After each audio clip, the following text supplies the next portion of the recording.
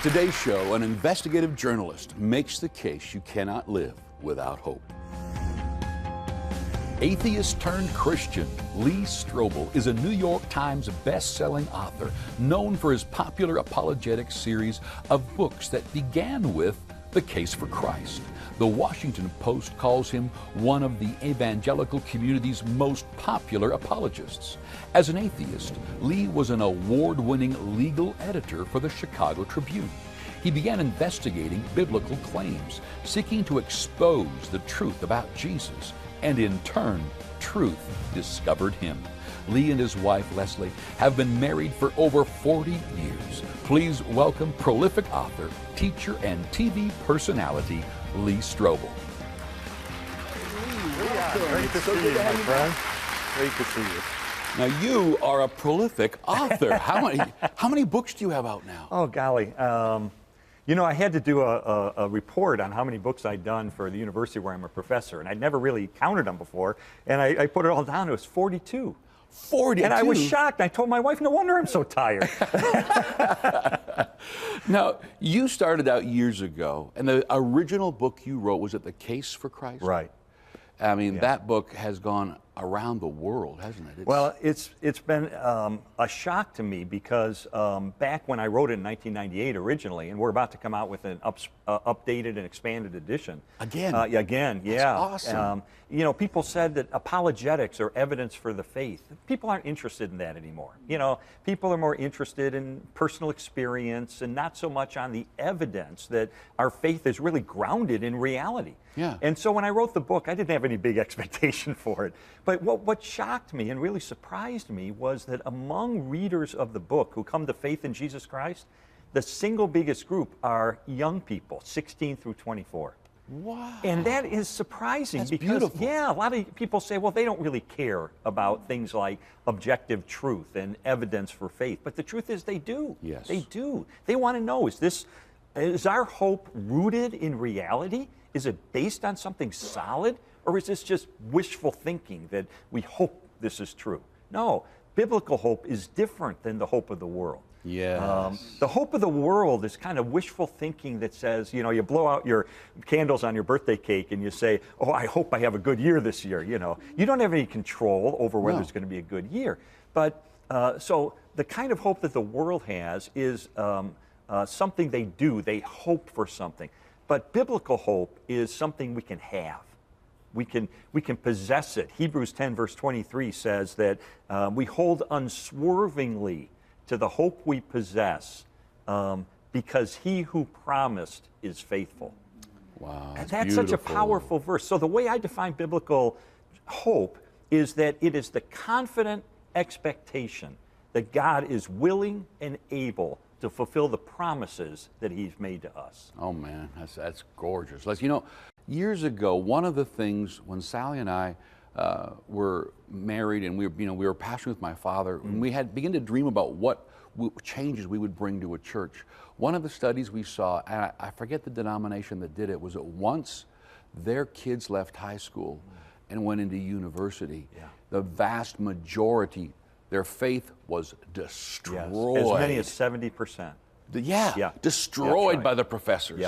So I think that, you know, back with your book, your book did something, I think, to the whole Christian world. And then lots of others have come up and got going, but it just gave, in our school, we have a private school here.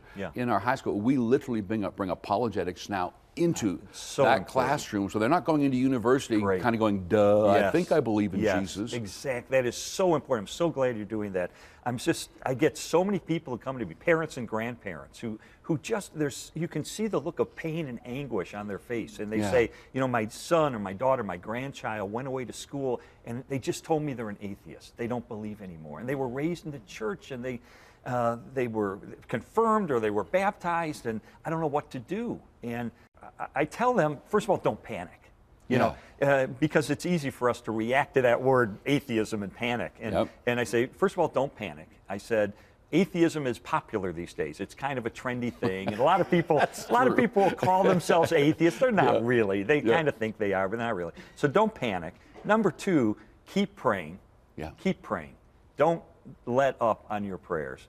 That is critically important. And maintain the relationship and pray that God would open up an opportunity for a conversation, or just to say, you know what, to your son, you know, I was watching TV the other day. This guy Leon's got a great show, and I was watching, and there was a guy on, and he was an atheist, and he was a skeptic, and he's got a law degree, and he's got a journalism degree, Yes. and yet he investigated the evidence and now became a Christian. Would you be interested in the kind of evidence that he found convincing, just to see what you think? So and if there's an opening, to give him a book and Yeah. to see if that might be something. And you know what? The book might sit in the shelf for a year. But you know what? When a crisis hits, when his girlfriend breaks up, or when he has gets fired from his first job, or some crisis hits, that's when they pick up the book and they read it and they realize that the hope of the Christian faith is grounded in reality. That when you look at the evidence from science of cosmology, physics, biochemistry, genetics, human consciousness, it points powerfully and persuasively toward the existence of a God who just happens to look a lot like the God of the Bible. And then you look at the evidence of history, that Jesus not only existed and not only claimed to be the Son of God, but we have clear and compelling evidence that he did indeed return from the dead, and thus prove that he is who he claimed to be. So our faith is not a wistful kind of a hope that we kind of have this blind optimism that it's true. No, it is true. Yeah, there's a verse in the Bible. I was just read it the other day in my devotions, and it was, "Oh, taste and see that the Lord is good."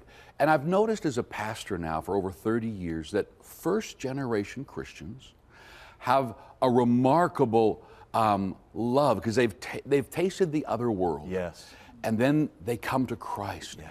And it's like, oh, taste and see the Lord is Yes. good. But then second-generation Christians have been raised with devotions in bed, mom and dad praying over you, and in most cases, not a real painful experience with a world without Christ. Mm-hmm. And I find they need to learn from their parents, because they're more open to be playing with sin. Yeah. Second generation and third generation Yeah. Christians. Now, when you gave your life to Christ, Yeah. okay, because your story is really cool, but because your wife first came to Christ. But Right, when you that's came right. to faith, you must have noticed the difference Oh. and tasted and just that relationship. Absolutely. I mean, I could see in my wife a change in her, the way she related to me and the children. There was a humility, there was a grace, there was a love that was attractive. It was winsome to me. And even though she made a lot of mistakes in terms of trying to leave Bible verses around the house and try to convince me, what really convinced me was the change in her character and values. Yeah. And so when she invited, I remember it was a Sunday morning, and I had been drunk the night before, and I was sleeping off a hangover, and she was getting ready to go by herself to church. And she looked at me and she said, "Why don't you come to church with me today?" And I thought, I'm going to go. I'm going to go. And part of it was that, I cannot deny that something positive is happening to my wife, that her values and her character are changing for the good, that the way we relate is more positive and more loving and accepting and forgiving. And I couldn't deny that. And so that was the day I said, yeah, I'm going to go with you. And I'll tell you something funny. I wore a sports coat when I went to church, and in my pocket, I put my reporter's notebook, because I was the legal editor of the Chicago Tribune. And I put my reporter's notebook, and the idea was that if one of my neighbors saw me at church, they'd say, "Lee Strobel, what are you doing at church?" I'd whip out my notebook. I'm looking for a scandal. I'm sure there's. I'm going to do an article. I'm sure there's a scandal here somewhere. Then I heard the gospel, and then I thought, I don't believe it, but if it's true, this has huge implications, and that's what launched me on my investigation. You know what you've probably already done this, but a really best-selling book would be? Would be Things to Do and Not to Do in Reaching Your Husband for Christ. You know what? I did a book on that. I bet you did. I did. Leslie and I wrote a book several Really? years ago. It's called Surviving a Spiritual Mismatch in Marriage. Wow. What do you do when your spouse is not a believer? And we lived that way for 2 years. A lot of people live that way for a lot longer. I know. A lot longer. And it's painful. It's very painful. Yeah. But there are things you can do that can draw the person rather than chase them the other way. And we talk about that in the book. You've got so many great books. I want to talk about them all. But the newest one is this one, The Case for Hope. Now, you were saying earlier that we're not talking about people who just say, well, have hope, but there's nothing to ground it in. but a believer, it's a unique. Tell me again and define that hope. Yeah. What's the difference? Hope is the confident expectation that God is willing and able to fulfill the promises that He's made to us. Promises that He'll guide our life, promises that He'll open the door of heaven to us, promises that if we follow Him, He will in some way cause good to emerge even from the painful circumstances of our life.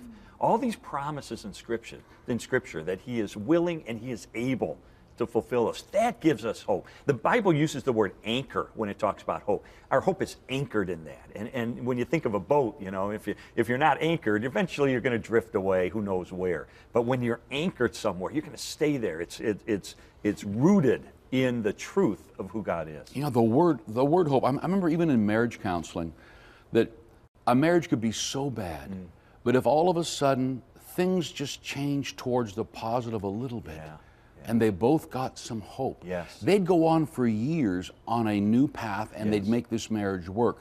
Yeah. But where there was no hope, and they wouldn't even give each other hope. Yes.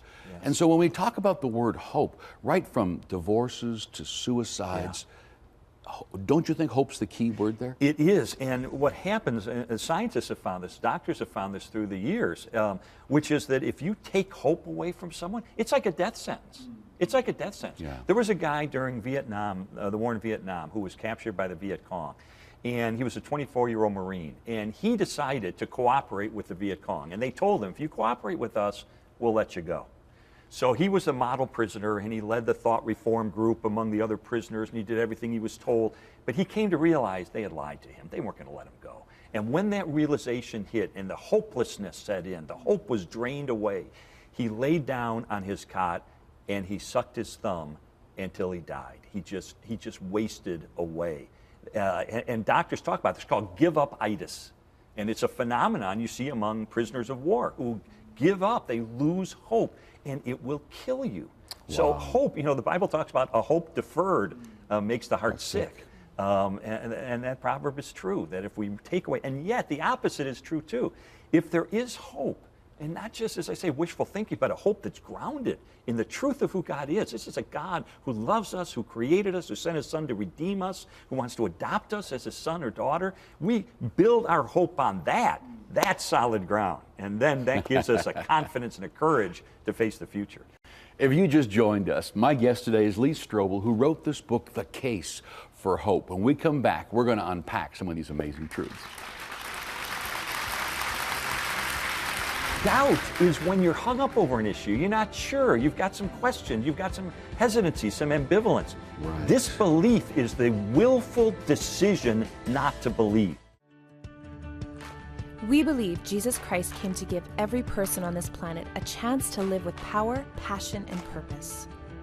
Through award-winning, world-class TV programs like this and life-giving resources in Spanish, French, Italian, Russian, and Hindi, Spirit Contemporary is changing lives around the world. Considerable expenses are involved, but each person reached is absolutely worth the cost. People are saved, their faith revived, eternities transformed, all because of your support. With your donation today, you will receive today's special resource.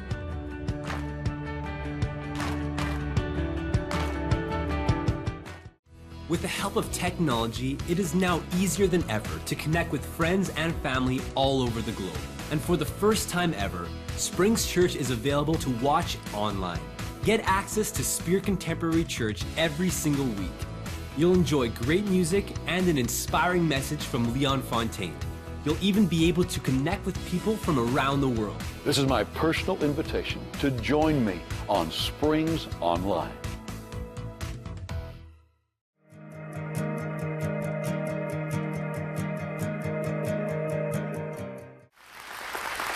Welcome back. My guest today is Lee Strobel, and we were talking about hope. I remember 7 years I worked as a paramedic when I was pastoring with my father, and because the church was small and they couldn't afford another pastor, so I wanted to be with them. But I would notice when I would go into rooms that you'd have wings of people who were going through cancer, then you'd have surgery patients, but people who had diseases and things that when they got a diagnosis, we would often talk about that once diagnosed, they died quickly. And those who didn't know seemed to live longer. Yeah. Now, we're not Yeah. experts, but it was just like they accepted the words of the doctor like a curse. Yeah, or a death sentence. Yeah, and there was no hope. They almost had complete trust in him, and I love doctors. We got lots of them in our church. But they would see their words as the final authority, as there was no longer any hope. And we often talked about that once a person was diagnosed, how quickly they would die. Yeah. That's got to be a case of giving up hope. Giving up hope, give up itis, give up itis. And you know, one of the things that biblical hope does for us along those lines, Jesus had a wonderful comment in the Gospel of John. He said, you know, in this world, you're going to have trouble, you're going to have tribulation. Why? Because we live in a sin-stained world, and there are things like cancer, and there are tragedies, and there is illness, and there is, we all go through. It's a broken world. It is a broken world. It says, in this way, and that's one of the things I love about Jesus. He was honest. Yeah. You know, a lot of other religious leaders paper that over and say, you know, there's no real suffering in the world. It's Maya, which means illusion. Suffering's an illusion. Really? Yeah. The heck? If you, you know, if you've gone through suffering, you know it's real. It's real. So Jesus told us the truth. But he said, in this world you will have suffering. But he said, have courage. I have overcome the world. Beautiful. And so it's like, wait a minute. Even though in this world, because as you say, it's a broken world, we're going to suffer, we're going to have these diagnoses that are troubling and difficult and heartbreaking in many ways, I can still have courage. I can still have hope. Why? Because God has overcome the world. Jesus has overcome the world. You said something that just sparked me. Hope brings courage. Yeah, it does. Because courage is a huge issue I find in my life. And confidence and courage. The two things we need, you know, when you're going through a tough time, and all of us do from time to time. And I've got a friend who was just diagnosed with cancer, and I gave him a copy of the book, Case for Hope, and I wrote a little verse in there, Hebrews 10:23. You know, we hold unswervingly to the hope we possess, because he who promised is faithful. And I wrote out that verse and gave him the book, and you know, it's heartbreaking to watch someone go through. So this book is good for any area where, if you wanted to gift this to someone, it wouldn't matter what, because the book doesn't deal with just one area. Right. It's hope in general. In general, it talks about hope in the midst of doubt. What do you do when your son comes or your daughter comes and says, I've lost my faith? Or what do you do in your own life when you start to doubt, when you start to have questions? You know, a lot of people misunderstand doubt. They think that doubt is a sin. They think that... Can you tell me about doubt? Because everyone's got this. And I've known some of the most... I've even had cases where a mature pastor, after living a lifetime for God, seems to spin into this depression and funk. And doubts they've even had a life worth anything. So everyone's going to deal with doubt. You're exactly right. Everybody does in one way or the other. And here's the key, I think. You know, when you were a kid, I don't know if you're like me, but you'd have a nightmare some night. And you're all sweaty and nervous, and you've had this horrible monster dream, and you're scared, and your parents come and say, what's wrong? What's wrong? Oh, I had a nightmare. Well, what was it about? And you begin to describe, well, there was this monster, and he came out from under my bed, and then you start to laugh. It's like, you know, it's really kind of stupid. When you talk about it, when you let it out, it loses its grip on your soul. And the same is true of doubt. Doubt, if you don't deal with it, can erode your spirit. But if you bring it up to the surface, you're not embarrassed about it. You say, you know, I've got some questions. There's some things that have come up. I just have some doubts about it. God's not upset by that. God's not upset by that. And here's the story that proves it. John the Baptist. Of anybody who should have known the identity of Jesus being the Son of God, it was John the Baptist. He pointed to Jesus and said, behold, the Lamb of God who takes away the sin of the world. He said, I've seen and I testify that this is the Son of God. But then he gets arrested and he gets thrown into prison. And this is the thing, when tough times come, doubts creep in. So John is in prison. Now he's not sure, is Jesus the guy or not? So he sends a couple friends, track him down and ask him. So they track down Jesus and they say, Jesus, John's got busted, and now he's freaking out. So, you know, would you just tell us point blank? Are you the one we've been waiting for? Or are we to wait for somebody else? Now, here's the thing, and Professor once, Gary Habermas, told me about this, and it just crystallized with me. He said, did Jesus get mad that John had asked a question? No. Did Jesus say, how dare John have the temerity to express a doubt? No. Jesus said, in John, I think it was Luke 7:22, Go back to John and tell him what you have seen and heard. The blind receive sight, the lame walk, those who have leprosy are cured, the deaf hear, the dead are raised, and the good news is preached to the poor. In other words, go back to John and tell him about the evidence you've seen with your own eyes that convinces you that I am the one I claim to be. So they go back and tell John, but here's the deal. Has this now destroyed John in the mind of Jesus as having any role in the kingdom of God? No. It was after this incident that Jesus got up before a group and he said, among those born of women, there's no one greater than John. So good. John the doubter. So good. Yes. So it's okay. We as Christians need to breathe a sigh of relief and say, when we have questions, it's okay. Now, I say that, but I emphasize, do what John did. Pursue answers. Because John just didn't he just didn't sit in his cell and let the doubts erode his soul. He pursued answers. Wow. And so if you do what John did and you explore the answers, because here's the deal too, doubt is different than disbelief. Really? Yeah, doubt is when you're hung up over an issue. You're not sure. You've got some questions. You've got some hesitancy, some ambivalence. Right. Disbelief is the willful decision not to believe. Oh, that is good. That is a great thought. You don't want to be there. You don't want to be where you make a willful. I do not and I will not believe, or I'm involved in sin. I will not give it up. It's that. But if you don't deal with doubt, yes, you can end you're up going to end in up disbelief. there. You can. And so you got to deal with it, but deal with it constructively. Pursue the, and here's one thing I suggest. Try to diagnose what is the source of my doubt. It may be an intellectual question. Yeah. How can a loving God send people to hell? How can I trust the Bible? Whatever it is. It could be. But sometimes it's not. Sometimes it's got its roots in a psychological issue. And here's what happened to me. Okay. Because yes, I became an atheist because I had intellectual doubts. But I also had a very difficult relationship with my father. My father looked at me on the eve of my high school graduation during an argument we were having and said, I don't have enough love for you to fill my little finger. Oh my Lord. We had I was an unwanted pregnancy, and my dad was a good man in many ways. He provided for us, but we never connected emotionally. Studies have shown, if you go down, you look at all the famous atheists of history, Camus, Sartre, Nietzsche, Freud, Wells, Voltaire, Madeleine Murray O'Hair. I mean, you just go down the list. Every single one of them had a father who died when they were young, abandoned their family or divorced their mother when they were young, or they had a terrible relationship with them. I did not know that. And here's what happens. And Freud even pointed this out. He said, look, if your earthly father has hurt you or disappointed you or let you down in a major way, why would you want to know a heavenly father? He's going to be worse. He's more powerful and more. So I don't want to know a heavenly father if my earthly father has hurt me or let me down. And so some people, I sat down for breakfast with a famous atheist once. I said, tell me your story. He said, well, I grew up on a farm and my dad died when I was young. And I thought, yeah. Right off the hop, right you off, already right knew. off. So that sometimes there's a psychological factor. And I think that was a factor in me going down the road to atheism. I think it was one factor. I think the intellectual stuff played a role, but I think the psychological stuff is important too. So you have to ask yourself, are there reasons why? Is there a sin I don't want to give up? And so I'm manufacturing doubts not to believe, reasons not to believe, because I don't want to give up my sin. You know, when I was an atheist, I loved to get drunk. I was the life of the party. I was the guy who would go into a bar and buy drinks for everybody. I enjoyed getting drunk.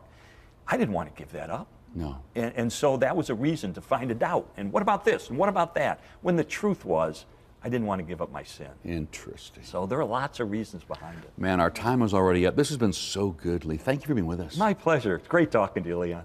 You know, if you've just been joining us, or you've been watching the program today, the book is called The Case for Hope. And as we've been talking, you've noticed that it doesn't matter where in life right now that you're struggling, dealing with doubts. You could be cynical, sarcastic, giving up. Get a hold of this book, or maybe you know somebody going through this, because hope is a powerful force that God's going to change your life with. We'll be right back.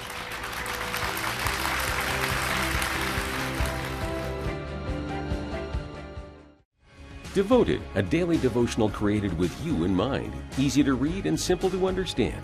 These 2-minute faith boosters are available in 8 different languages. Watch it on YouTube or have the booklet sent directly to your home. You can also receive Devoted to your email inbox daily. Become inspired as Leon Fontaine shares practical biblical teaching. Devoted is literally at your fingertips. Transform your life with this Spirit Contemporary devotional. Sign up to receive Devoted today.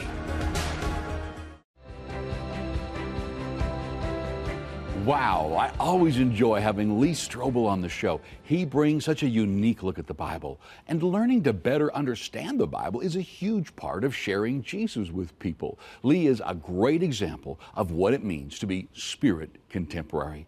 You see, many people have preached at others and shared the gospel with others, but people don't respond. And you often wonder why. Well, I find it's usually one of 2 things. That they really don't have a great connection with God, where His presence and His love just flows off of you and impacts people. Or the other thing I've noticed is they're not contemporary. They're not answering questions that are even on these people's mind. They don't even speak a language that they get. They make references to things that they're not even aware of. So Jesus grew in favor with God and in favor with man.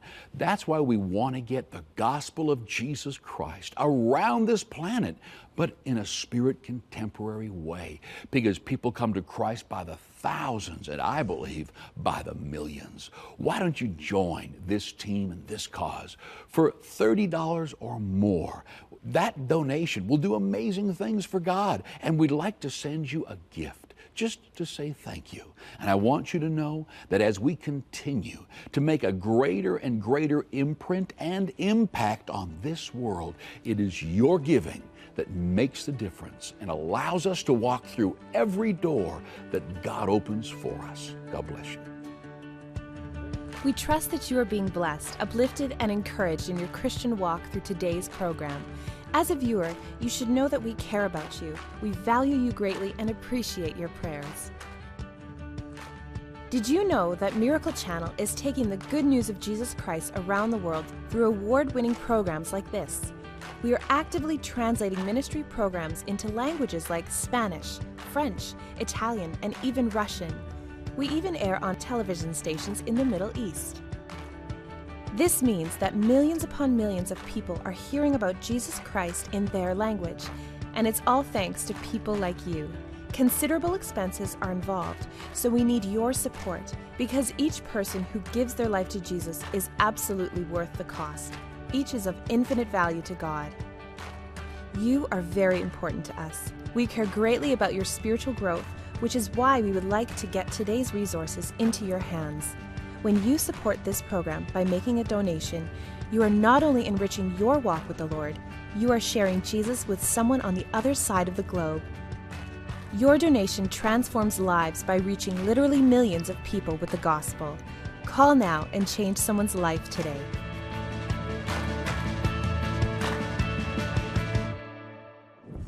Tomorrow, Doctors Mark and Michelle Sherwood share their secrets on how to win the battle against illness.